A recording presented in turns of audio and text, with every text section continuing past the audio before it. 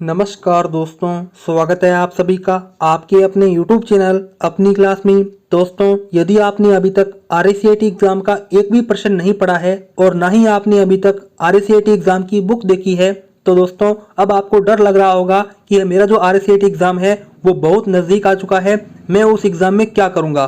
दोस्तों आप डरिए मत, मैं आपके लिए RACIT एग्जाम के 30 मोस्ट इंपोर्टेंट प्रश्न लेके आया हूँ।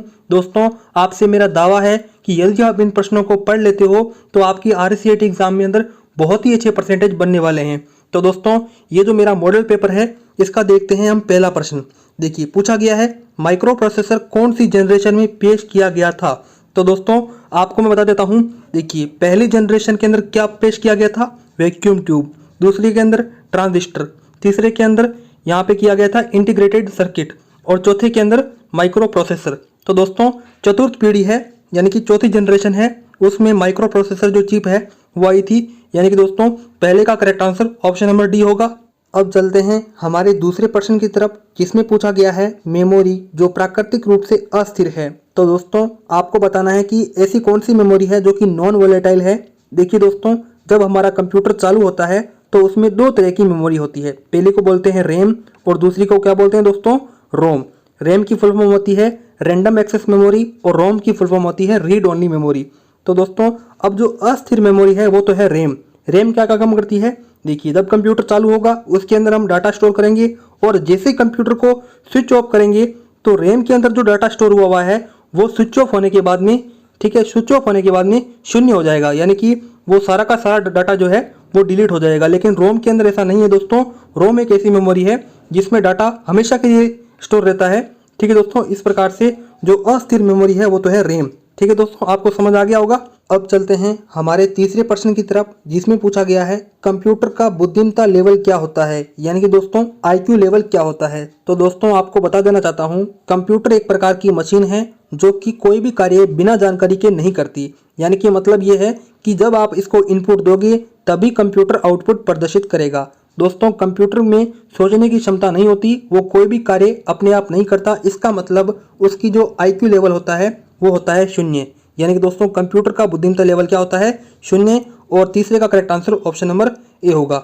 अब आगे देखते हैं दोस्तों, हमारे पास में चौथा प्रश्न पूछा गया है कंप्यूटर का सबसे मूलभूत कौन सा प्रोग्राम है। तो दोस्तों आपको बता दूं, कंप्यूटर के अंदर ऑपरेटिंग सिस्टम एक ऐसा प्रोग्राम होता है जिसके बिना कंप्यूटर कुछ भी नहीं है। यानी कि दोस्तों कंप्यूटर के अंदर जब ऑपरेटिंग सिस्टम प्रोग्राम होगा तभी कंप्यूटर कार्य कर पाएगा। यानी कि दोस्तों सबसे मूलभूत प्रोग्राम है वो है कंप्यूटर का ऑपरेटिंग सिस्टम। अब आगे चलते हैं दोस्तों, हमारे पास में पांचवा प्रश्न पूछा गया है ऑपरेटिंग प्रणाली जब एक साथ एक से अधिक अनुप्रयोग पर कार्य करता है तो वह योग्यता कहलाती है। दोस्तों आप इस प्रश्न का मतलब समझिए।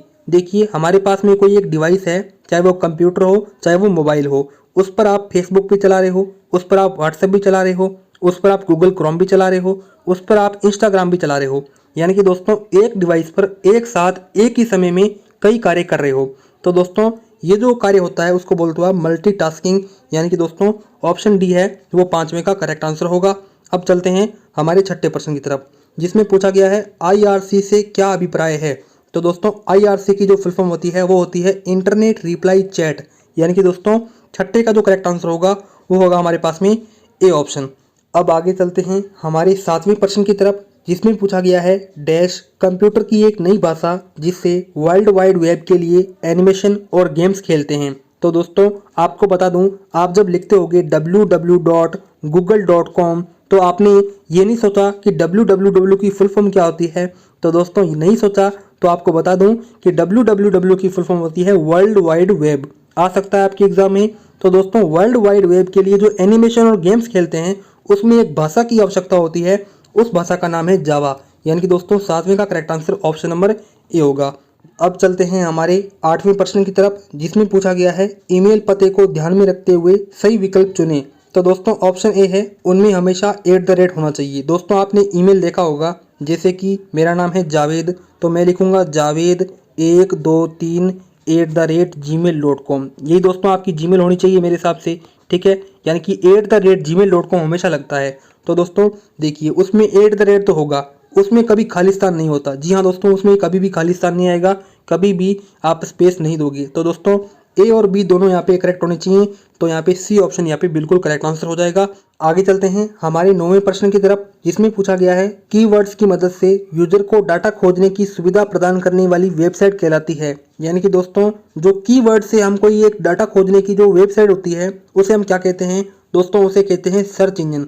दोस्तों आपके पास में कोई एक कीवर्ड है जैसे कि RSCIT है, ठीक है, आपको पता नहीं होगा कि RSCIT की एग्जाम डेट क्या है, तो आप सर्च इंजन गूगल पर गए होंगे और वहाँ पे आपने सर्च किया होगा, तभी आपको RSCIT एग्जाम डेट पता लगी होगी। तो दोस्तों सर्च इंजन है वो 3 होते हैं हमारे पास में, गूगल, याहू और बिंग। याद रख लेना, इंपॉर्टेंट प्रश्न है, आ सकता है। देखिए आगे 10वां प्रश्न पूछा गया है IM का मतलब। ठीक है दोस्तों, IM का आपको फुल फॉर्म पूछा है, तो दोस्तों IM की फुल फॉर्म होती है इंस्टेंट मेकिंग।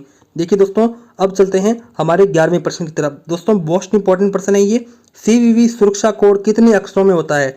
दोस्तों आपके पास में कोई डेबिट कार्ड है या ATM है तो उसमें आप इसको फोल्ड करके देखना, यानी कि उसका बैक देखना, तो उसको आपको देखेंगे तो यहाँ पे आपको 3 नंबर मिलेंगे। ठीक है, आपको कोई भी नंबर हो सकते हैं, तो वो जो 3 नंबर होते हैं उसे आप कहते हो CVV। तो इसमें आपको पूछा है कि कितने अक्षर होते हैं, तो 3 अक्षर होते हैं। ऑप्शन यहाँ पे सी बिल्कुल करेक्ट आंसर होगा। आगे चलते हैं हमारे 12वें प्रश्न की तरफ। पूछा गया है भारत के राष्ट्रीय भुगतान निगम द्वारा बनाया गया और लॉन्च किया गया ऐप कौन सा है। तो दोस्तों देखिए यहाँ पे जो ऑप्शन ए है वो बिल्कुल करेक्ट आंसर होगा, यानी कि रुपे ऐप। ठीक है, आगे चलते हैं हमारे 13वें प्रश्न की तरफ, जिसमें पूछा गया है भीम पर आधारित एक एकीकृत भुगतान समाधान एप्लीकेशन है।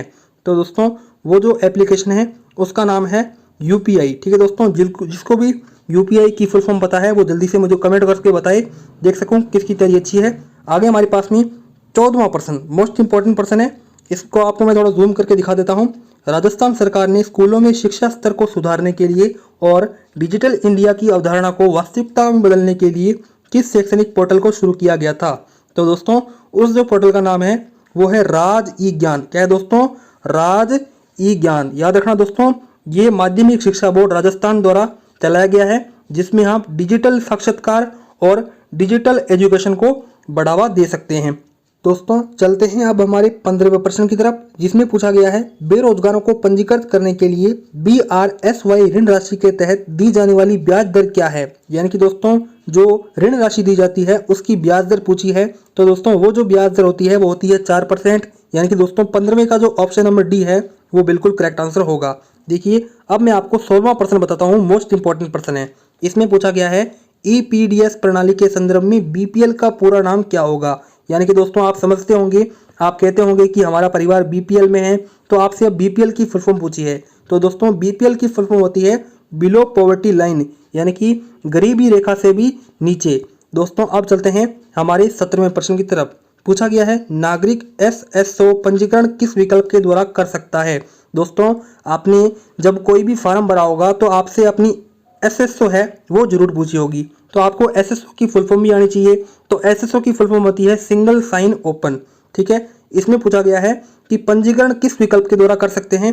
तो दोस्तों उसमें आप भामाशाह कार्ड द्वारा भी कर सकते हैं, आधार कार्ड और जीमेल अकाउंट द्वारा भी कर सकते हैं, और फेसबुक के द्वारा भी कर सकते हैं। यानी कि ऑप्शन डी है वो बिल्कुल करेक्ट आंसर होगा, उपरोक्त सभी।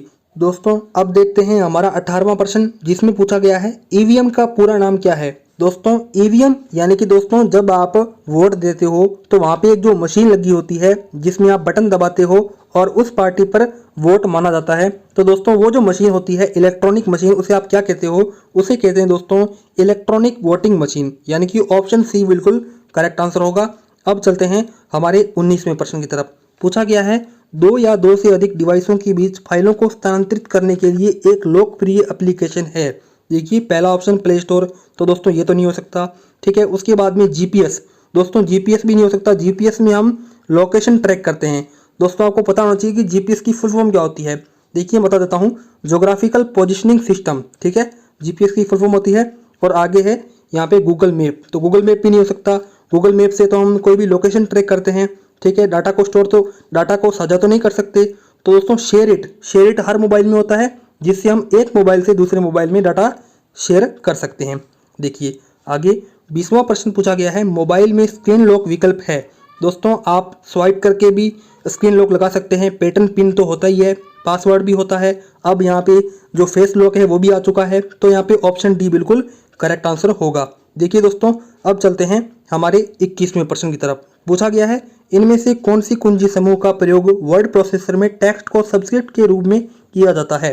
तो दोस्तों कंट्रोल प्लस बराबर, ठीक है, उसमें क्या करते हैं सबस्क्रिप्ट के रूप में हम यूज करते हैं। ये आपके MS वर्ड से प्रश्न आया हुआ है, माइक्रोसॉफ्ट वर्ड।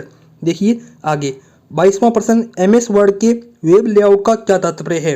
यानी कि दोस्तों जब वो वेब लेआउट एक ऑप्शन होता है उसका क्या तात्पर्य है, तो उसका तात्पर्य है डॉक्यूमेंट को वेब पेज के रूप में देखने हेतु। दोस्तों आपको बता दूं MS Word, MS PowerPoint, MS Excel, MS Outlook और MS एक्सेस जितने भी ये वर्ड के प्रोग्राम्स हैं उनके सभी प्रश्न आपको मैं इस वीडियो में बता दूंगा। आप इस वीडियो को ध्यान से देखिए। देखिए आगे 23वां प्रश्न पूछा गया है, डाटा और सूचनाओं को समझने में आसान व आकर्षक तरीके में विजुअल रूप से रिप्रेजेंट कौन करता है। तो दोस्तों देखते हैं ऑप्शन। इसमें पहला ऑप्शन चार्ट, दूसरा टेबल, तीसरा सेमीकोलन और डी यहाँ पे कोलन।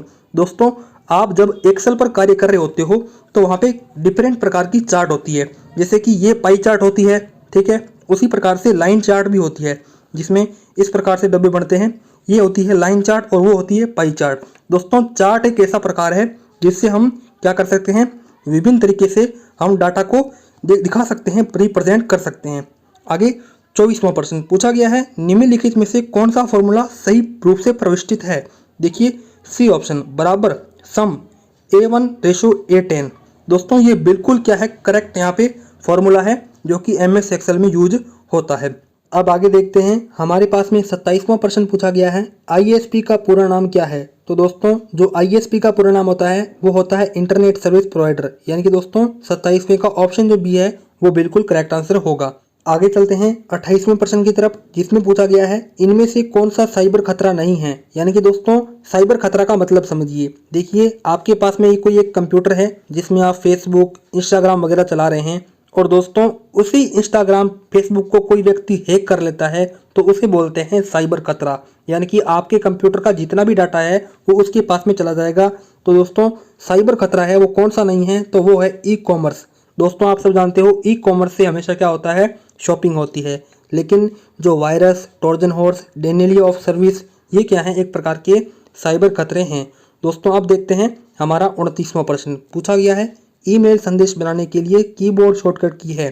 तो दोस्तों ईमेल संदेश बनाने के लिए Ctrl+N दबाकर आप क्या कर सकते हो, ईमेल संदेश बना सकते हो। यानी कि ऑप्शन डी वो क्या है, बिल्कुल करेक्ट आंसर है। देखिए आगे 30वां प्रश्न पूछा गया है, VGA केबल में कितने पिन मिलते हैं। दोस्तों आपको पता होना चाहिए कि VGA केबल क्या होती है। दोस्तों ये आपके पास में क्या है, कंप्यूटर है, तो कंप्यूटर के अंदर पीछे से एक केबल लगती है जिससे आप बोलते हो VGA केबल। तो उसमें जो पिन मिलती है वो मिलती है 11। यानी कि ऑप्शन जो ए है वो 30वें का बिल्कुल करेक्ट आंसर होना चाहिए। जी हाँ, यहाँ पे ऑप्शन जो ए है वो यहाँ पे बिल्कुल करेक्ट आंसर है। दोस्तों इस प्रकार से मैंने आपको इस वीडियो में आपके आने वाले RSCT एग्जाम हेतु 30 मोस्ट इंपॉर्टेंट प्रश्न बताए। दोस्तों मुझे पूरी आशा है और पूरी उम्मीद है कि आपके आने वाले RSCT एग्जाम में इन 30 प्रश्नों में से लगभग 15 से 20 प्रश्न हैं वो आराम से पड़ जाएंगे। दोस्तों आप मुझे बताएं कि इन 30 प्रश्नों में से आपको कितने प्रश्न आते थे, मुझे कमेंट बॉक्स में जल्दी से बताएं। और दोस्तों आप इस वीडियो को कृपया से अपने दोस्तों से जरूर शेयर कर दें ताकि उनका भी फायदा हो सके। दोस्तों इस वीडियो में इतनी बात थी, मिलते हैं नेक्स्ट वीडियो में, तब तक के लिए जय हिंद, जय भारत।